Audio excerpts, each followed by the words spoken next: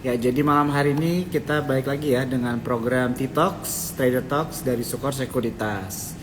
Jadi malam hari ini kita akan ngobrol-ngobrol sama siapa coba? Ada yang tahu nggak nih? Kita mau ngobrol-ngobrol sama siapa malam hari ini? Selamat malam Wildan, gas ya, Tutor Cuan Pro. Wih, ayo ada yang tahu nggak nih? Kita mau ngobrol sama siapa malam hari ini? Ya, jadi malam hari ini Sukor Sekuritas seperti biasa akan memberikan merchandise ya, merchandise menarik buat teman-teman. Jadi stay tune ya, nonton terus. Caranya untuk mendapat merchandise-nya gimana? Kalian cuma tinggal screenshot aja obrolan kita malam hari ini, terus tag Instagram Sukor dan juga Instagram narasumbernya ya. Jadi kenapa harus di tag? Supaya bisa dilihat nanti sama adminnya Sukor ya. Jadi nanti akan dipilih nih siapa yang mendapatkan merchandise.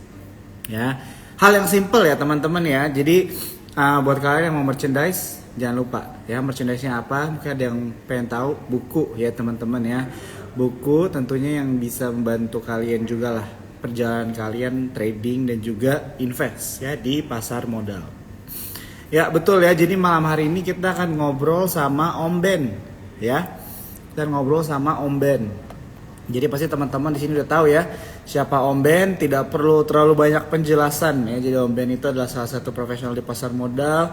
Ya tentunya di sini pasti ada teman-teman juga yang udah follow Instagramnya ya. Jadi kalau ada yang belum, boleh banget ya. Jadi malam hari ini kita akan bahas mengenai mencari peluang cuan ya di FCA ya, full call auctions ya. Jadi saham-saham FCA itu bagaimana kita mencari peluang di dalam kolam ya, atau di dalam kategori saham-saham yang masuk FCA. Nah, jadi tentunya menarik nih ya buat teman-teman mungkin yang suka trading gitu ya, atau mungkin mencari cuan cepat nih, boleh banget ya. Atau walaupun contohnya kalian style-nya memang investing, tapi tentunya kan kalian bisa mendapatkan insight juga nih, pelajaran-pelajaran baru ya. Oke. Dan sedikit recap ya teman-teman ya, kalau misalnya kita lihat hari ini kan IHSG memang merah ya, 0,65%. Dan kalau misalnya kita tarik 5 hari ke belakang ya, dari hari Selasa hari ini sampai hari Selasa minggu lalu, IHSG kita tuh terkoreksi hampir minus 1% ya. Jadi kalau misalnya kita lihat hari ini juga memang ada beberapa saham-saham besar juga nih ya yang menarik pasar modal ya, menarik bursa kita ke bawah ya. Salah satunya adalah Telkom ya teman-teman ya. Telkom itu minus 5% hari ini ya. Ada juga BBRI ya, ada juga AMMN, BMRI dan Brand ya teman-teman ya. Jadi adalah beberapa saham-saham besar yang membuat pergerakan pasar modal kita itu hari ini merah ya teman-teman ya. Jadi kalau secara ekonomi juga kita masih bisa melihat bahwa banyak investor itu masih wait and see ya, melihat dari keputusan The Fed mengenai suku bunga begitu ya. Karena kita juga sudah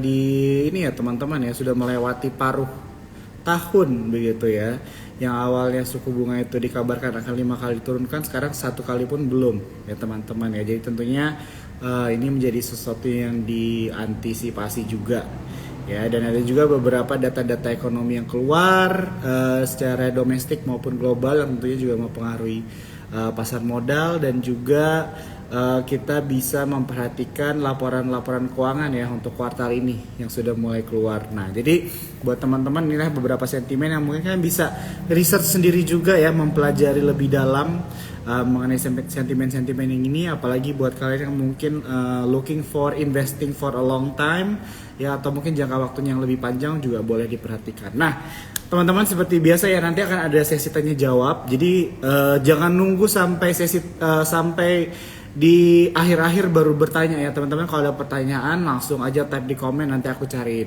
ya saham-saham yang kalian sedang pegang, yang mungkin ingin mendapatkan tanggapannya dari Om Ben, boleh banget ya. Atau mungkin secara bertanya mengenai strategi ya, mencari peluang di FCA ya, itu topik kita malam ini juga boleh banget. Oke, tanpa panjang lebar lagi ya, kita coba invite Om Ben dulu nih, Om Ben Trader. Sehat Iya, ya. Oke. sehat-sehat. Saya kok Om Ben kok gimana agak nih, sehat ya Om ya? ya, saya kok agak hitam ya? Kenapa ya? Itu topi Om, topi, shade, Tapi topi. enggak. Memang benar. Saya nyalain lampu satu lagi benar. Wah, kita disponsorin Coca-Cola guys ya. Di belakang ada Iya. Coca-Cola, ada Ini botol Sukor juga. Ya, masih ingat nggak, nah. Jo? Oh my God, udah lama juga tuh. Iya. Oke, jadi Iya.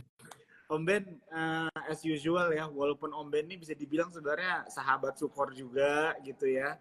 Tetap kita mau apresiasi dan mau say thank you buat waktunya Om Ben ya malam hari ini Iya, iya, nggak ngobrol-ngobrol. apa-apa. Sama-sama, Jo. Iya, jadi malam hari ini ya seperti biasa aja sih Om, kita ngobrol-ngobrol tipis gitu ya. Jadi topiknya kan kita mau mencari peluang cuan di FCA begitu ya. Iya, Ini betul. mungkin topik pilihan dari Om Ben atau mungkin juga dari Tania nih, nggak tahu nih, kan Tania nih yang ngurus nih biasanya. Sebenarnya saya sempat sempat kasih masukan ke Tania sih karena apa ya? Aha, Menurut saya ini kan topik yang jarang dibahas ya. Di betul. mana orang rata-rata ngebahas ini FCA ini adalah bencana buat trader ya kan. Jadi saya mencoba Betul. sudut pandang yang lain ya karena kan semua ada dua mata mata uang, ada dua sisi ya, ada pro dan kontra pastinya kan. Nah Ya, sekarang ya, karena kita sebagai trader nggak bisa merubah ya kan, ya udah kita betul. telan aja dan kita cari profit di sana. Nah seperti itu kalau menurut saya.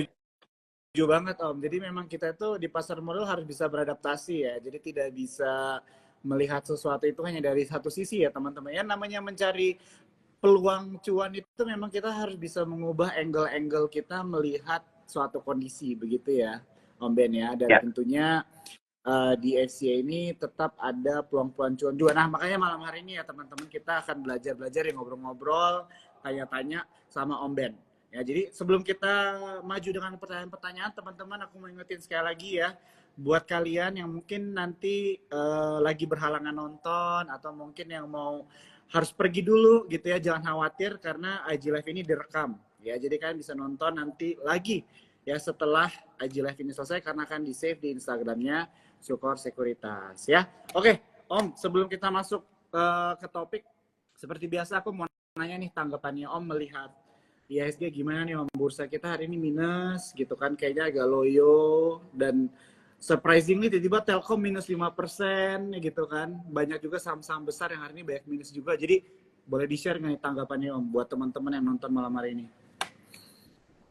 oke. Jadi memang Telkom hari ini cukup mengejutkan ya. Di mana saya coba cari tahu secara story-nya tuh kenapa sih tiba-tiba Telkom dibanting. Nah, saya dapat info bahwa memang ada result yang nggak sesuai ekspektasi ya. Laporan keuangannya katanya ngedrop seperti itu ya. Saya belum belum ngecek kebenarannya. Cuman memang secara distribusi ya, secara money flow ini outflow yang sangat besar sekali ya, di mana ini BK, ZP, AK, LG, ya PD itu mendominasi seller ya, dan kita ngerti bahwa dengan seller yang sebesar ini ya, terutama dari asing ini jelas banget ya, ZP, BK, AK-nya ini asing semua. Nah itu menyebabkan Telkom itu dibanting ya, dibanting karena kita ngerti ini gap down langsung ya, dan menurut saya dengan adanya gap down seperti ini buat para trader ya, terutama ya kalau ngomong investor ya mungkin ini adalah peluang untuk diskon lagi ya seperti itu. Tapi buat para trader, menurut saya tadi saya sempat bilang di komunitas saya di PPC, saya bilang jangan ditangkap dulu ya, Telkom jangan ditangkap dulu. Karena apa? Karena sesimpel ini gap down ya, gap down, kemudian turunnya juga cukup kencang, volume juga cukup besar ya. Jadi udah biarin aja dulu, biarin biarin yang mau keluar buang barang sepuasnya dulu, buang barang dulu. Nah setelah itu baru kita bisa nanti manfaatkan untuk buy on weakness seperti itu ya. Itu dari Telkom. Cuman ada yang menarik lagi adalah Java ya. JPFA hari ini juga nggak kalah dalam ya sepertinya. Iya. JPFA ini minus 7% ya. Sempat tadi nyentuh 1.500-an ya seperti itu. Distribusinya juga kencang banget ya JPFA, buangan besar. Nah ini saya juga nggak ngerti kenapa apa yang terjadi. Cuman ya melihat dari historical kenaikannya ya menurut saya ya kalau ada koreksi-koreksi ya ini menurut saya cukup wajar banget ya. Walaupun memang ini kenapa dibuang ya ini nggak ngerti juga alasannya apa. Tapi yang saya dengar adalah harusnya sih result dari JPFA ini LK-nya ini sangat bagus sekali. Cuman nggak ngerti ya.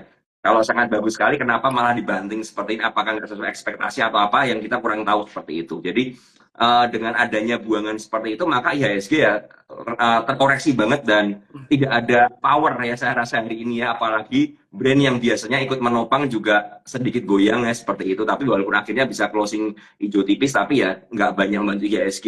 Dan yang saya cermati lagi BBRI, kayaknya BBRI ini juga drop ya. Ya, 2%. BBRI Ya. ya 2% ya BBRI, dan gap down juga ya. Ini gap down juga, dan kalau dilihat distribusinya gede juga ya, gede banget ya. Lumayan gede nih buangan asingnya seperti itu, rata-rata didominasi oleh broker-broker asing. Nah, ini kalau begini sih ya menurut saya dari mapping IHSG dari support resistnya pun ya kelihatan banget bahwa IHSG ini memang berada di area support, area resist ya, area resist ya, di 7.300-an, dan memang di situ udah nggak break ke atas ya, nggak bisa nge-break lagi ya. Ya wajar aja terjadi kejenuhan, dan ya kalau koreksi sampai ke 7.100 sampai 7.000-an ya menurut saya wajar banget ya seperti itu. Hati-hati aja ya dengan market. Nah, iya, jadi teman-teman perlu hati-hati ya. Jadi tadi seperti yang Om Ben bilang juga, jadi mungkin buat teman-teman yang baru join juga gitu ya, tadi mungkin atau ada yang terlewat, bisa dibilang tadi Om IHSG itu resistensinya di 7.300 lah ya, dibilang ya. Jadi memang susah tembusnya juga gitu kan. Tadi mungkin ada beberapa orang gitu ya, atau teman yang mungkin bisa melihat ini sebagai opportunity untuk masuk dengan harga yang terdiskon ya. Tapi untuk Telkom tadi specifically kalau dari opininya Om Ben itu adalah untuk hati-hati ya Om ya, masih tetap harus hati-hati juga begitu kan. Kalau misalnya mungkin ada teman-teman nih yang mau nyicil ya dengan keadaan yang lagi terkoreksi gini, mungkin bisa aku sarankan untuk nyicil juga dulu aja ya teman-teman ya, jangan all in juga. Oke, jadi bisa dibilang IHSG hari ini kurang oke lah ya Om untuk saham-saham besar gitu ya. Kalau misalnya sampai hari Jumat kira-kira Om ada proyeksi nggak? IHSG ini akan sideways atau mungkin akan terus terkoreksi atau bagaimana Om? Kalau saya lihat memang kedepannya IHSG ada potensi tekanan jual ya, ada potensi koreksi, cuman ya itu ada hal yang wajar banget menurut saya sih, nggak belum terlalu mengkhawatirkan ya, kecuali buat teman-teman yang udah memang nggak pakai money management ya seperti itu kan. Kalau dari chartnya juga kelihatan IHSG seperti ada double top kan di atas itu ya, kalau sampai jebol dari 7.200-nya ini ya. Ya wajar banget kalau ke 7.110 lah kira-kira ya di MA 100-nya di situ. Itu yang saya lihat sih, dan itu menurut saya masih sangat wajar sekali, karena kalau marketnya terus naik juga kita nggak bisa dapat opportunity yang menarik ya dari buy on weakness seperti itu, karena kan di drive ke atas dan terjadi kejenuhan, menurut saya seperti itu. Oke, sip. Ya, jadi itu ya teman-teman ya, sedikit recap dari market kita hari ini begitu ya, yang memang mostly adalah dipengaruhi oleh saham-saham besar ya. Jadi mungkin for now kita tutup di situ aja dulu ya teman-teman, karena kita mau masuk ke topik di mana kita akan membahas saham-saham opositnya nih, gini ya. Jadi kita mau membahas bagaimana mencari peluang ya teman-teman ya cuan di FCA ya. Jadi tadi Om Ben tuh udah menjelaskan di awal ya bahwa FCA ini kan kadang-kadang suka di paint itu negatif ya teman-teman ya. Nah, tapi apakah ada peluang cuan di dalamnya? Nah, itulah yang akan kita bahas begitu ya. Oke Om, jadi mengenai topik kita mencari peluang cuan di FCA ini, kira-kira Om bagaimana, langsung straight to the point nih Om, mencari peluang cuan di FCA itu kira-kira seperti apa Om bentuknya atau kelihatannya strateginya? Nah, ini yang mesti saya jelaskan dulu buat teman-teman, bahwa mungkin di sini ada yang udah paham, ada yang belum paham ya, bahwa Ya. FCA ini kan barusan di launching beberapa bulan yang lalu ya seperti itu, di mana saham-saham yang masuk daftar pemantauan khusus ya itu ada 11 kategori kalau nggak salah seperti itu akan masuk ke dalam FCA, di mana tidak bisa diperdagangkan seperti pada layaknya saham-saham lain di mana bid offernya kelihatan dan bisa jual beli kapan aja. Jadi FCA ini kalau dari hari Senin sampai hari Kamis ya itu diperdagangkan cuman di jam 9.55 ya, jam 9.55, 10.55, 11.55, lalu ada 14.55 dan satu lagi di akhir sesi ya di jam 4 sore. Jadi ada 5 sesi di hari Senin sampai Kamis, sedangkan di hari Jumat ada 4 sesi aja. Dan memang selama sebelum jam 9.55, 10.55 itu dibagi ya. Jadi dari jam 9 sampai jam 9.55 itu kalian bisa placing order seperti itu ya. Dan random closingnya memang tidak diketahui secara pasti jamnya jam berapa ya, nggak ada yang ngerti ya. Kadang-kadang bisa di menit ke 53 atau menit ke 54 ya. Tapi memang di rata-rata seperti itu, di mana harga IEP-nya itu, jadi kalau kalian mau lihat FCA itu ya, yang dilihat itu selain bid dan offernya aja ya, kalian harus perhatikan IEP ya. IEP itu adalah harga yang terbentuk yang closingannya bakal segitu. Cuman dari jam 9 sampai jam 9.50 itu bisa berubah ya, bisa berubah terus. Makanya kalau saya FCA itu nggak pernah memantau dari jam 9 sampai jam 9.50 misalnya seperti itu, nggak pernah, atau jam 10 sampai jam 10.50 nggak pernah. Saya pasti akan pantau di menit ke 50. Karena apa? Di menit ke 50 itu mulai harga nggak berubah ya. Karena kalau misalnya dari jam 9 terkadang itu harganya IEP-nya bisa palsu ya, bisa PHP aja. Misalnya kalau kita lihat ya, ada harga sahamnya yang di bawah 50 nih, kita ngerti ya. Harganya misalnya IEP-nya 45 ya kan, nanti di menit ke 52 kadang-kadang bisa jadi 41 ya, berubah lagi karena ternyata hanya dipasang bid palsu aja, tapi memang nggak niat beli, hanya untuk merubah harga, mempengaruhi psikologis market. Nah, itu yang mesti teman-teman ketahui. Nah, FCA itu ada dua macam yang mesti kita perhatikan. Ya, FCA yang pertama adalah FCA saham-saham yang masuk ke dalam pemantauan khusus gara-gara udah suspend lebih dari satu kali, ya. Artinya udah suspend kedua atau ketiga, itu kan masuk ke FCA, ya. Masuk ke FCA. Contohnya brand, ya kan. Brand kemarin sempat suspend pertama, kemudian disuspend lagi, ya, dan membuat gagal masuk FTSE kan waktu itu kan, kemudian masuk FCA. Nah, itu saham brand itu berarti masuk kategori saham-saham yang suspend lebih dari satu kali, ya kan? Seperti itu. Nah, saham seperti itu ya, itu lebih aman ditradingkan daripada yang kedua. Nah, yang kedua itu apa? Yang kedua adalah saham yang harganya di bawah 50. Jadi dia masuk ke dalam pemantauan khusus, masuk FCA ini gara-gara apa? Gara-gara harganya itu sudah lama di 50 nggak gerak-gerak ya kan? Dan transaksinya kurang dari 5 juta rupiah per hari, seperti itu. Ya. Nah, makanya dia masuk FCA. Artinya dia di bawah 50 harganya. Nah, saham yang kriteria kedua itu lebih beresiko teman-teman. Karena apa? Jelas aja, biasanya dihuni saham-saham yang bermasalah, ya kan? Yang mungkin saham ini udah lama nyandar di gocap dan lain sebagainya. Nah, saya menyarankan teman-teman ini mencari FCA yang kriteria pertama, ya, yang kriteria pertama. Jadi contohnya brand seperti itu. Nah, itu lebih aman. Nah, pertanyaannya kapan belinya? Kan mesti tanya begitu kan. Kalau udah arah biasanya nggak dapat harganya kan, nggak dapat harganya. Nah, ini saya kasih sedikit tips buat teman-teman.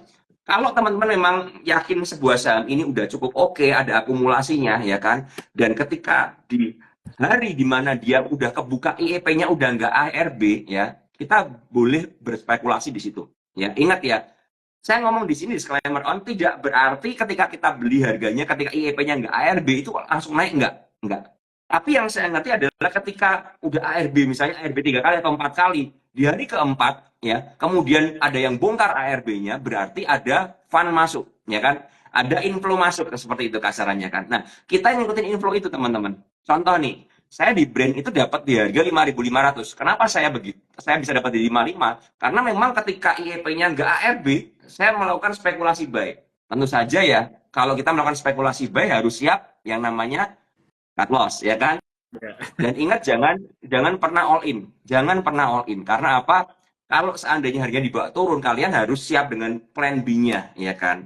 Karena kalau teman-teman di sini hanya bersiap untuk profit aja, tapi nggak siap untuk loss, maka ya itu namanya judi, ya kan? Seperti itu kan, nggak ada plan-nya. Nah, jadi maksudnya seperti itu teman-teman. Itu untuk FCA yang kategori yang tadi saya bilang, yang aman, yang udah suspend lebih dari kedua. Nah, bagaimana dengan FCA di saham yang udah gocap ke bawah, ya kan? Nah, kalau ini lebih spekulatifnya lebih gede lagi sebenarnya. Tapi kita bisa melihat dari hari ke hari, misalnya ya, ada sebuah saham udah turun banget nih, udah dari 50 sampai ke 10 misalnya, tiba-tiba rebound nih, ke harga dari 10 ke 11 kan. Nah, kalian harus cek, apakah ada broker-broker tertentu yang mengakumulasi. Nah, kalau ada kita bisa numpang. Cuman saran saya ya kan, karena ini high risk banget di harga di bawah 50 dan berpotensi ARB lagi, maka ya ambil profit secukupnya. Yang paling heboh tadi saya juga baca di kolom komentar ada saham taksi ya. Saham taksi ini sempat nyandar ke satu paling rendah, cuman di harga satu itu transaksi nggak terlalu gede ya, transaksinya kecil-kecil banget. Ya, paling nggak kalau dapat ya di harga 2 lah ya, di harga 2 dan sekarang udah di 5. Hmm. Nah, cuman permasalahan dari 2 ke 5 ini kan memang ya kalau kita ngomong udah beggar kan, dari 2 ke 4 aja udah 100% ya. 2 ke 5 ini udah 150% berarti. Nah, pahami resikonya. Jadi tingkat ketamakan kalian akan menentukan karena begini. Jika saham-saham tersebut itu tiba-tiba ya yang akumulasi balik badan ya, ada buangan yang besar dan ARB kadang-kadang susah keluarnya. Ya, kadang-kadang susah keluarnya. Maka saya bilang kriteria yang kedua ini yang di bawah 50 lebih berisiko dibandingkan kriteria pertama. Ya, saya lebih suka mencari yang kriteria pertama. Ya, saya yang cukup berhasil ada di brand ya untuk saham-saham big caps-nya. Kemudian gorengannya ada nasi ya. Saham nasi saya juga dapat di harga 168 seperti itu. Kemudian saham Sola ya, saham Sola yang sempat suspend kedua tapi harganya udah 50. Jadi akhirnya berada di bawah 50. Terendahnya kalau nggak salah 28 atau 30, saya lupa. Saya dapat di harga 36 atau 38 ya. Kemudian saya melakukan average up di 43 dan saya jual di 60 ketika dia buka FCA. Nah, teman-teman harus mengetahui bahwa saham yang masuk FCA kategori pertama yang udah suspend kedua itu sekarang hanya 7 hari perdagangan aja. Ya, 7 hari. Jadi kalian bisa hitung 7 hari. Setelah 7 hari maka akan dibuka ya. Ketika dibuka lah itu kesempatan kita untuk jualan karena biasanya udah cukup volatile ya, ada bid overnya lagi ya. Jadi seperti itu. Itu yang mesti teman-teman ketahui soal FCA ya. Jadi ingat ini adalah apa ya? Satu strategi trading yang lebih beresiko. Cuman menurut saya kalau kalian bisa mengikuti ritmenya lumayan. Karena sekali naik misalnya hari ini paten arah ya, besoknya kan 10% kalian bisa langsung jual misal seperti itu kan. Nah, jadi dapat 10% tanpa harus mantau market ya seperti itu. Tapi ingat ya ini disclaimer on, mungkin ada yang nggak cocok juga, jadi silakan dipilih. Kalau dari saya seperti itu.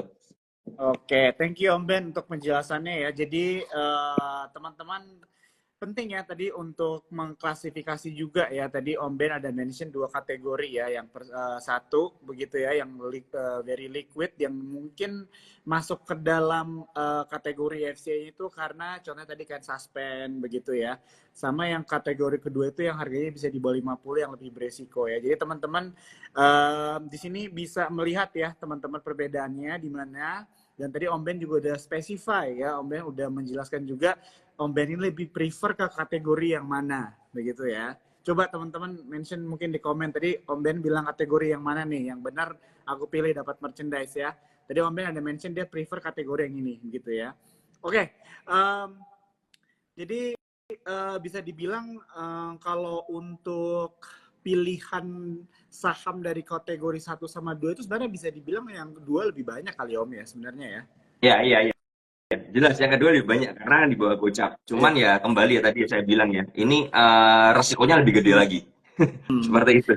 Ya. Dan tadi juga Om Ben mention ya buat teman-teman yang nonton malam hari ini untuk ingat bahwa style orang dalam berinvestasi atau trading itu bisa berbeda-beda ya. Jadi jangan kita semua istilahnya mensamaratakan ya strategi kita karena mungkin keuangan kita, pengalaman kita juga berbeda-beda ya teman-teman ya. Jadi mungkin buat kalian yang baru belajar ya, yang baru masuk ke dalam dunia pasar modal, mungkin malam hari ini bisa menjadi edukasi juga nih ya. Bisa aku juga mungkin minta nih buat teman-teman ya yang mungkin belum follow Om Ben ya di Instagram, boleh follow ya supaya kan juga bisa lihat nih up to date sama apa aja yang Om Ben post di Instagram. Oke Om, kita sambil lompat-lompat aja juga kali ya, sambil pertanyaan teman-teman yang nonton malam hari ini karena kalau mau Om Ben selalu rame nih. Oke, jadi ada yang nanya nih Om tadi nih, aku tap ya supaya dia keluar di screen. Nah, dari Backpacker Trader dia nanya mengenai Gia Om. Karena FCA kan, Gia tuh di 61 tuh harganya sekarang. Kalau Om Ben sendiri ngelihat Gia nih potensinya gimana nih Om? Coba saham Gia ya, saham Gia ini di 61 ya. Oke. Nah, jadi kalau kita ngomong saham kayak Gia begini ya teman-teman ya, ini kan sebenarnya kena FCA bukan di bawah 50 ya, cuman saya nggak ngerti kategori yang masuk apa ya seperti itu. Sempat harganya kalau nggak salah 48 di bulan Juni ya, tapi sekarang udah balik lagi. Nah, kalau ngomong prospeknya Gia bagaimana teman-teman harus melihat bahwa gini, Gia ini masuk ke FCA gara-gara apa? Apakah karena ekuitas negatif ya kan atau masalah yang lain? Itu yang harus dimengerti dulu. Nah, untuk dia bisa rally ke atas, tentu saja membutuhkan apa ya? Membutuhkan sebuah perubahan dalam perusahaannya. Jadi gini, saya sempat kemarin kan beberapa kali, saya 2 kali sempat ketemu dengan direksi bursa ya, ketemu dengan orang-orang yang berkepentingan untuk membuat aturan dan lain sebagainya. Dan kebetulan ada juga direksinya yang bagian FCA. Saya sempat nanya, kenapa sih ada FCA? Ini kan ada teman-teman juga nanya nih, Iya, iya. kenapa pemerintah buat FCA ini buat apa? Ya saya jawabin sekalian. Nah, menurut versi beliau ya, menurut versi dari direksi bursa, diadakan FCA ini supaya perusahaan itu katanya aware ya, aware bahwa perusahaan itu punya masalah. Jadi BOC dan BOD-nya itu aware. Oh ini kenapa kena banyak tato dan lain sebagainya. Selain menunjukkan bahwa saham ini ada masalah ya, seperti itu dalam manajemen atau laporan keuangan atau apapun juga ya. Nah, saham ini juga supaya aware, supaya mereka dengan harapan memperbaikinya.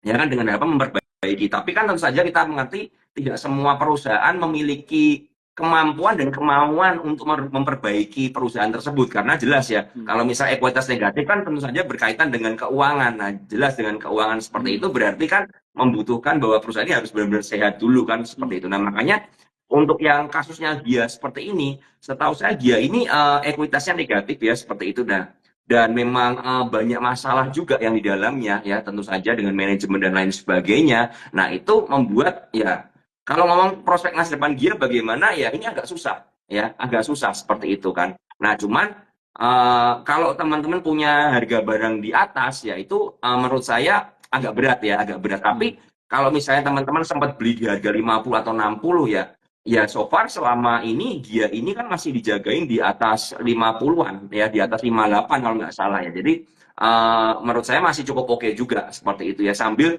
mungkin karena ini kan milik BUMN ya, jadi ada kepentingan juga, dan kita nanti ada satu konglomerat Indonesia ya yang memiliki saham Gia ini juga kan, dan ya mungkin dari situ ada kepentingannya Mas Yan. Dan setahu saya perusahaan Garuda ini ya mungkin tetap ya, ini satu-satunya maskapai plat merah ya BUMN yang ada ya, dibandingkan maskapai swasta ya, mungkin menurut saya tidak akan tutup lah ya ini seperti itu, karena memang ini kebanggaan negara menurut saya seperti itu. Jadi sahamnya ya so far bakal gitu-gitu aja ya. Cuman memang untuk mengharapkan dia itu bisa balik ke atas 100 atau 200 ya, itu membutuhkan yang namanya agenda corporate action lagi ya, atau mungkin perbaikan dan lain sebagainya. Mungkin ada investor baru yang mau masuk ke dia, suntik modal besar seperti itu dan mau menyehatkan dia. Nah, itu perubahan seperti itu yang akan membuat saham Gia ini ya dari harga 50-an bakal bisa melesat ke atas ya. Contoh lagi adalah perusahaan yang kita ngerti ada yang namanya Kargo ya. Itu ada akuisisi ya, ada akuisisi itu dari 50 dan sekarang udah 835. Ya, itu kena FCA tapi rally arah terus ya, di suspend, buka suspend arah lagi ya. Nah, tahu ini kan masih arah nih. Setelah ini hari ini buka suspend di sesi kedua ya, setahu saya tadi, dan masih arah lagi ya. Kita nggak ngerti apakah besok ini masih rally lagi atau dan lain sebagainya. Nah, cuman dengan adanya agenda khusus seperti itu, maka memungkinkan sebuah saham ini akan dipermak untuk dinaikkan ya. Tapi kalau tidak ada agenda, yang menurut saya agak sedikit susah ya. Itu pendapat saya soal Gia ya teman-teman. Oke, thank you banget ya Om penjelasannya. Jadi bisa diperhatikan ya teman-teman ya, apa yang akan dilakukan sama manajemen perusahaan juga, yaitu bisa menentukan arah perusahaan ya. Tentunya juga nanti mungkin bisa memberikan efek langsung atau tidak langsung terhadap harga sahamnya ya teman-teman ya. Oke, ini teman-teman banyak yang nanya minta di save dan sebagainya. Jangan khawatir ya teman-teman, tadi aku udah jelasin di awal bahwa Instagram Live Detox itu setiap selesai itu selalu di save, jadi kalian bisa nonton dari awal ya. Dan di sini banyak pertanyaan, ada beberapa pertanyaan sebenarnya udah dijawab tadi sama Om Ben di awal ya. Jadi buat kalian nih, tadi ada yang nanya Telkom itu buy or buy ya, itu udah dijawab tadi di awal sama Om Ben ya. Jadi buat kalian mungkin bisa nonton aja nanti ya setelah Instagram Live ini selesai, karena banyak nih ya hal-hal yang di-share sama Om Ben. Oke Om, kita lanjut lagi Om. Kita mungkin lompat dulu ke, nah ini ada dari pertanyaan dari Yen Chris. GGRM ada kemungkinan Bali Arak naik nggak Om Ben nih? Kalau Om Ben sendiri ngeliat GGRM sekarang gimana Om? GGRM ya, benar ya, saya coba lihat ini GGRM. Hari ini dia minus 2%. Wah, GGRM ini kalau dari chartnya kelihatan madesu ya. Sebenarnya kalau mau ngomong jujur ya, Iya. dari chartnya ini kelihatan ya surem ya untuk GGRM karena memang ini terus turun ya, ada Hmm. terus turun ya seperti itu ya. Dan ditambah lagi kalau nggak salah ada peraturan baru dari pemerintah ya, tidak bisa menjual rokok eceran kalau nggak salah ya. Hmm. Ini barusan ramai juga itu, saya lihat tadi di Instagram. Nah, ini aturan-aturan yang seperti ini dan dengan tidak adanya harga cukai rokok yang diturunkan ya, malah terus naik, ini akan membebani perusahaan rokok ya, terutama rokok konvensional. Kita ngerti, setahu saya Hmm. GGRM ini belum punya rokok elektrik. Kalau HMSI punya IQOS kalau nggak salah ya, tapi GGRM ini belum punya. Nah, ini akan membuat apa ya? Secara fundamental bahwa perusahaan ini benar-benar tidak ada sentimen positif sama sekali ya di gudang garam ini. Nah, itu yang membuat investornya ya balik badan, apalagi yang dulu GGRM membagikan dividen tapi ternyata udah enggak kan sejak dia membangun bandara kemudian seperti itu. Nah, ini membuat ya sejujurnya GGRM ini cukup suram menurut saya ya, cukup Hmm. suram karena melihat dari chartnya yang sempat low-nya di 16.500 itu di 5 Januari kalau nggak salah tahun 2023 dan hari ini jebol ya, jebol ke Hmm. bawah. Artinya ya secara teknikal jelas banget bahwa GGRM ini super downtrend ya, Hmm. downtrend berat ya seperti itu. Kalau nanya mantulnya di mana saya nggak bisa ngomong karena Hmm. dengan adanya banyak sentimen negatif ini menurut saya tidak ada alasan kenapa big player atau fund atau institusi harus chip in dana di GGRM. Ya, nah itu membuat akhirnya ya tadi tekan kalau nggak ada orang yang mau beli dalam jumlah besar, maka ya jelas Hmm. jelas sekali ya tekanan jualnya akan lebih besar daripada kekuatan belinya dan itu membuat ya harganya semakin turun. Jadi kalau punya gudang garam menurut saya mendingan alihkan aja ke saham yang lain yang lebih berpotensi dibandingkan gudang garam seperti itu. Oke, thank you Om untuk insight-nya ya. Udah dijawab tadi yang bertanya mengenai GGRM ya. Jadi cuan itu tidak harus stuck di satu saham saja atau bahkan satu sektor ya teman-teman ya. Kita tetap harus mencari peluang-peluang di tempat lain juga ya. Oke, nonton rekaman live di mana? Oke, jadi teman-teman ini rekamannya di save di Instagramnya Sukor ya teman-teman. Mungkin di sini ada kayaknya mungkin lebih banyak pengikutnya Om Ben nih daripada pengikutnya Sukor yang nonton malam hari ini ya. Kalian bisa follow Instagram Sukor, nanti kalian nonton aja di Instagramnya Sukor. Ya, dan buat kalian yang screenshot obrolan kita malam hari ini ya, terus kalian tag Instagram Sukor dan Instagramnya Om Ben, masukin caption apa yang kalian pelajari dari Om Ben malam hari ini, nanti kalian akan mendapatkan merchandise ya. Aku mau bagi 5 merchandise buat teman-teman yang share screenshotnya di Instagram masing-masing ya. Nanti akan dipilih sama admin Sukor Sekuritas. Oke, kita lanjut lagi. Nah, ini ada yang nanya beberapa nih Om. Kayaknya ya ini dia. Ini ada 4 atau 5 orang aku lihat nanya. Saham friend. Bang, saham friend dibahas dong soalnya Wahyu Akum udah 58M di average harga 32. Ini banyak banget nih yang nanya friend nih Om. Ya, tren ini memang sempat saya perhatikan ya di harga 30-an itu ya sempat ada beberapa kali pantulan ya. Bahkan sempat naik sampai ke 34 ya terakhir ya 34 ya kalau kita ngomong bulan Juni sempat naik ke 44 ya itu pantulan pertama dan yang ini pantulan ya YU memang beli terus teman-teman ya. Kalau kita ngerti YU beli terus tapi yang mesti disoroti adalah ZP-nya itu juga jualan terus, masalahnya seperti itu. Nah, ini yang mesti teman-teman pahami. Nah, kenapa kalau teman-teman nanya, lah kenapa sih walaupun YU beli terus ya kan, udah 58 miliar, akum di harga 32, kenapa nggak naik-naik ya? Ya karena ada yang jualan yang lebih gede, ya kan? Kalau kita lihat, saya coba cek broker summary-nya untuk friend, yes. Nah, YU memang beli 58 miliar di harga 32, tapi ZP itu jualan 72 miliar masalahnya. Jadi intinya adalah di friend ini lagi perang ya, perang antara buyer dan seller ya. Saya nggak ngerti YU siapa, ZP siapa, saya nggak ngerti. Tapi yang saya ngerti kalau memang barangnya ZP ini nggak habis-habis ya, maka ya nggak akan naik-naik ya. Ya memang harganya di 30 terus, tapi ya akan terjadi perang terus-menerus ya. Saya nggak ngerti apakah mau dibanting lagi sama ZP, saya nggak ngerti. Cuman yang saya ngerti adalah teman-teman mesti pahami bahwa Friend ini secara historikal ya ke belakang ini menyisakan sangat banyak sangkutan ya dari retail ya, baik investor ya maupun trader maupun institusi sekalipun ya. Jadi banyak orang yang nyangkut di friend. Ya tentu saja kalau banyak yang nyangkut seperti itu jelas kalau memang ada likuiditas ya maka daripada mereka merasa bahwa daripada gak jadi duit ya dijadiin duit. Ini kan begitu kan. Dan memang friend ini kan apa ya story-nya kan akan merge dengan Excel ya yang saya nggak ngerti kapan kejadiannya karena memang udah berita dari lama sekali tapi nggak tidak terrealisasi sampai sekarang ya. Cuman menurut saya tetap ya teman-teman, tetap yang diuntungkan di Excel-nya karena Excel ini akan memiliki banyak tower ya, maka akan banyak banyak tower-tower yang mereka bisa ekspansi. Nah, sedangkan bagi friend-nya ini sebenarnya untuk nyelamatin friend-nya aja, ya kan? Seperti itu karena jelas secara perusahaan friend ini memang udah ya cukup rugi ya, merugi menurut saya belum belum profitable banget kan seperti itu ya. Makanya ya kalau kita lihat itu yang terjadi ya, itu yang terjadi. Jadi saya nggak bisa jelasin lebih lagi dari itu karena saya nggak punya info dari insider ya seperti itu soal friend ya. Saya hanya menjelaskan apa yang saya lihat dari market, ya, dari sentimen, dari broker summary. Tapi intinya adalah ketika sellernya masih terlalu gede ya, maka harga saham nggak akan bergerak naik. Ya, jadi kalau teman-teman sabar nungguin friend ya nggak apa-apa. Tapi kalau memang nggak sabar ya masih banyak saham-saham lain yang memang lebih bisa bergerak ya daripada friend seperti itu.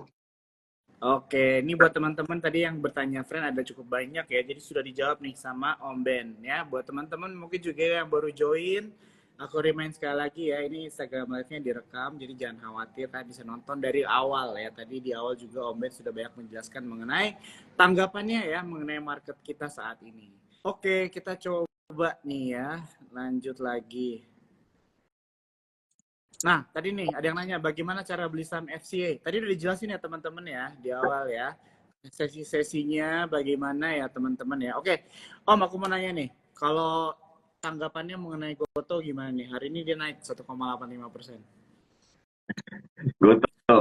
Ini memang Goto ini saham saham the real public company ya saya bilang ya. Ini benar-benar saham publik ya. Ya luar biasa. Dan menurut saya Goto ini kalau memang buat teman-teman yang memang apa ya suka spekulasi ya seperti itu ya. Menurut saya Goto nggak akan masuk FCA ya selama peraturan tidak dirubah lagi ya. Karena aturan yang baru kan saham 50 bakal masuk ke FCA atau berada di bawah 50 jika ada dua ketentuan. Ketentuan pertama adalah rata-rata harga selama 6 bulan terakhir itu di bawah 51 dan ketentuan kedua adalah transaksi hariannya di bawah 5 juta per hari. Tapi kenyataannya Goto itu kan nggak mungkin karena transaksinya gede banget bahkan sampai puluhan ratusan miliar kan seperti itu kan. Dan kita ngerti Goto sempat tidur di bulan Juli kemarin dan akhirnya bangun juga dengan tertinggi di 5859 ya. Dan sekarang udah di 55. Nah, kalau mau tanggapannya ya bagaimana kalau kita berharap Goto ini bisa balik ke harga 80 atau bahkan 100 menurut saya itu cukup susah. Ya, cukup susah karena apa? Kembali lagi ya, perusahaan itu kalau memang sebuah saham itu untuk ada market maker yang ngegoreng seperti itu butuh yang namanya benar-benar corporate action yang nyata, yang mempengaruhi fundamental perusahaan ke depannya dan membuat perusahaan ini sangat profitable atau bahkan ada investor besar yang masuk, yang nyerapkan seperti itu. Nah, dengan komposisi Goto ini di publik udah di atas 70%, ya kan berarti memang Goto ini kan udah didistribusikan begitu ya, didistribusikan bahkan menyisakan investor-investor besar yang nyangkut bahkan setahu saya beberapa investor yang gede seperti BlackRock udah sempat cut loss juga di Goto seperti itu ya. Ya, kita ngerti Telkom juga katanya nyangkut di Goto seperti itu. Nah, cuman ya itu teman-teman yang saya bilang ya. Goto ini kan masih ada apa ya kayak bonus saham atau konversi saham seperti di harga 2 ya. Nah, sekarang logika aja kalau yang punya saham di harga 2 itu jualan terus ya. Dan kita nggak ngerti itu siapa yang berjualan ya. Kita melihat ya Goto ini susah naik ya. Kembali lagi pergerakan harga kan perang antara supply and demand ya, buyer dan seller ya jelas saja kalau memang sekali lagi belum ada perbaikan dari fundamentalnya kenapa repot-repot dari sahamnya dinaikkan ya sedangkan di atas ini Goto sempat di harga 300-an menyisakan banyak sekali orang nyangkut ya mungkin teman-teman di sini juga banyak yang nyangkut juga ya jadi ya sudah jadi menurut saya ya Goto akan bergerak dalam range sempit ya mungkin sekitar 54 naik ke 58 Goto bisa balik ke 60 lagi itu udah bagus banget menurut saya ya udah bagus banget karena waktu itu diguyur sama BK ya BK jualan masif banget sampai akhirnya harganya gocap ya saya nggak ngerti mungkin apakah itu BlackRock atau enggak tapi yang jelas ya bisa 60 ke atas sudah cukup oke lah Nah, saya kemarin sempat bercandaan ya, sekali lagi ini banyaknya bercandaan. Saya sempat bilang sama Mas Bekti kalau nggak salah. Mas Bekti, ini Goto kan udah bangun nih. Ya, jadi kalau misalnya orang daripada simpan uang di deposito cuma dapat 4%, kayaknya kalau setahun di Goto bisa dapat lebih dari 10% deh. Ya kan? Dari 50 ke 55 aja 10%. Tapi sekali lagi disclaimer on ya, saya tidak menyarankan teman-teman menggantikan deposito dengan Goto, tapi ini hanya bercandaan aja. Cuman ya kembali lagi ya, teman-teman, sebuah instrumen yang high risk selalu memberikan high return. Seperti itu aja dari saya. Gitu aja ya. Oke, itu lucu sih Om. Ini nanti jangan-jangan ada teman-teman yang nonton yang masukin ke captionnya lagi ya untuk di-share di Instagramnya ya. Jangan lupa just kidding ya teman-teman ya, it's a joke. Oke. Ya tadi buat yang nanya Goto udah dijawab juga ya. Ini banyak sekali teman-teman pertanyaan. Kita coba pilih pertanyaan yang aku lihat mayoritas juga bertanya hal yang sama ya teman-teman ya. Oke, ini ada pertanyaan Om dari Jocelyn Johari. BKSL gimana prospeknya Om? Sudah sempat 149 turun ke 41. Apakah bisa keluar dari FCA? BKSL ini kalau nggak salah kemarin ada news ya bahwa akan ada genting yang mau membeli. Cuman nggak ngerti kebenarannya sampai berapa ya. Jadi intinya kan kita kan nggak tahu ya apakah ini bener real apa ya, news ini benar-benar hanya rumor atau ini news yang benar-benar akan direalisasikan ya kan. Cuman kalau kita melihat ya teman-teman, dari mulai muncul volume di tanggal 18, coba saya lihat ya. Di tanggal 18 Juli itu rumornya mulai muncul sampai pucuknya di harga 50 ya di tanggal 25 itu sebelum diguyur. Kita lihat apakah ada buyer yang cukup aktif. Nah, di sini kita lihat ada broker IF yang beli di harga 43 ya, di harga 43. Kalau dari 18 sampai 25 ya, ada yang ngumpulin sebanyak 3,9 miliar waktu itu. Cuman kalau saya coba tarik sampai hari ini ya, sampai hari ini apakah masih ada IF-nya? Nah, IF-nya masalahnya udah jualan ini posisinya nih. Iya, coba sorry. Belum, bentar. Saya salah tanggal nih. 18 sampai tanggal 30. Bentar. Oh, belum. IF belum berjualan ya. IF masih ada 5 miliar di harga 44 ya kan. YP dan GR dia punya harga 48 dan 44 ya. Intinya berarti makernya di sini pakai IF. Nah, kita nggak pernah ngerti teman-teman IF ini siapa di belakangnya ya. Broker IF siapa di belakangnya yang punya 5 miliar. Cuman ya, apapun yang terjadi saya mikir begini. Kalau misalnya seandainya ini nextnya ke depannya bakalan bagus ya kan. Mungkin akan take time untuk keluar dari 50. Ya, ingat ya, ini saham 50 berarti menyisakan orang nyangkut yang sangat banyak sekali. Jadi, seandainya ini rumor ini benar-benar benar ya kan, maka akan membutuhkan waktu untuk proses market maker ini mengambil balik barang yang ada dari retail ya. Dan itu jelas akan membutuhkan waktu karena nggak mungkin ya. Kalau memang market maker ini butuh barang banyak ya untuk menaikkan, untuk menggoreng ke atas, otomatis ya akan memaksa retail untuk cut loss juga ya kan, seperti itu kan.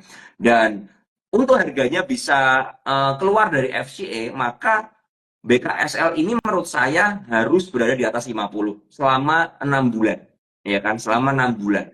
Sedangkan harganya sekarang 41, berarti ya, kalau kita lihat harga 41 ini belum, bukan ARB nggak ya ini 41? Ini kayaknya enggak ya. 43, oh enggak. Ini tidak ARB ya, karena hari ini juga ada yang cover barangnya kalau nggak salah. Ya, IF juga masih beli lagi, cuman kecil 100 juta doang. Nah, cuman yang mesti diketahui adalah gini teman-teman. Ini ya, barang ini akan lebih banyak berada di bawah 50. Sampai kapan? Sampai proses pengeringan barangnya kelar. Yang kita nggak ngerti itu kapan. Ya, kita nggak ngerti itu kapan. Kalau ngomong FCA kita nggak bisa pakai TA, jelas ya, karena harganya ditentukan oleh buyer dan seller aja. Cuman kalau nanya lepas dari 50 kapan ya? Setelah mereka cukup barang di harga 40, di bawah 50 ini. Setelah itu mereka akan bermain di harga 51, 52 dan stabil di sana selama 6 bulan atau 3 bulan, saya nggak ngerti yang peralatan baru bagaimana. Nah, setelah itu baru bisa lepas FCA ya. Tentu saja itu akan terjadi kalau memang BKSL ini benar-benar ada buyer genting itu. Tapi kalau itu hanya rumor ya menurut saya bakal ya gitu-gitu aja. Ya, itu dari saya BKSL teman-teman, dari view saya seperti itu. Wah, Thank you banget ya Om ya. Tadi dijawab dengan jelas nih ya buat teman-teman tadi yang bertanya mengenai BKSL ya. Tadi udah dimention ya apa yang perlu diperhatikan dan hati-hati juga ya. Jadi ada beberapa faktor tadi yang dimention sama Om Ben supaya BKSL ini baru bisa terlihat menarik ya. Tapi ada beberapa hal juga yang penting perlu kalian perhatikan juga supaya kalian gak nyangkut ya teman-teman ya. Atau mungkin salah beli saham juga yang mungkin tidak sesuai juga sebenarnya dengan gaya berinvestasi atau trading kalian ya. Oke, aku mau nanya nih Om mengenai saham MNC nih Om. Jadi kan katanya ada obrolan kemungkinan besar Donald Trump menang nih ya kan karena Joe Biden Ya. keluar. Dan Donald Trump kan ada temennya nih Om di Indo ya kan. Jadi potensi saham MNC gimana nih? Atau enggak yang bersangkutan dengan MNC lah? Ada yang Om lagi perhatiin nggak sahamnya? Kalau saya, kalau teman-teman ikutin story saya udah beberapa kali mention ya, ada saham yaitu MNC Land Kapik ya. Cuman saya sendiri udah nggak punya barang, udah habis seperti itu karena buat saya targetnya udah kelar ya. Walaupun memang diberitakan bahwa pengendalinya terus menambah kepemilikan di saham Kapik ya, tapi kepemilikannya masih sekitar belum sampai 25% ya, which is ya itu mungkin masih membutuhkan waktu, text time banget ya.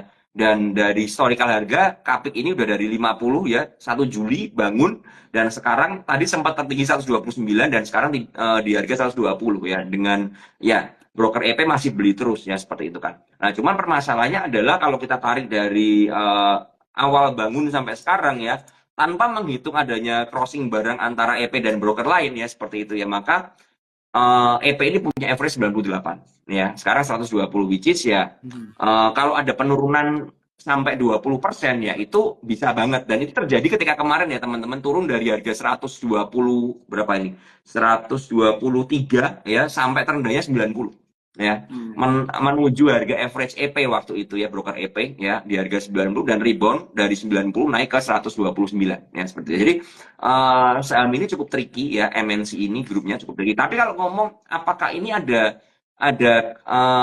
berhubungan dengan Donald Trump atau enggak, ya kan? Ya mungkin bisa aja, karena kalau Donald Trump menang kan pasti akan ada sentimen positif ya untuk grup MNC ini, di mana ada kerjasama kan, terutama di MNC Land ini ya, yang langsung bersentuhan, karena setahu saya ada golf ya, Betul. ada resort golf yang dibangun seperti itu ya.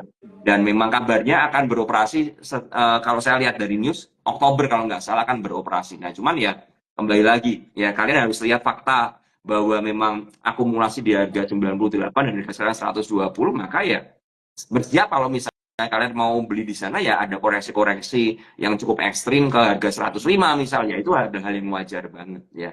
Jadi kalau MNC seperti itu ya. Saya hanya melihat di Kapiknya aja karena yang memang cukup volatile dan cukup menarik adalah Kapik ya kemarin. Tapi menurut saya ya hati-hati ya, hati-hati aja seperti itu. Oke.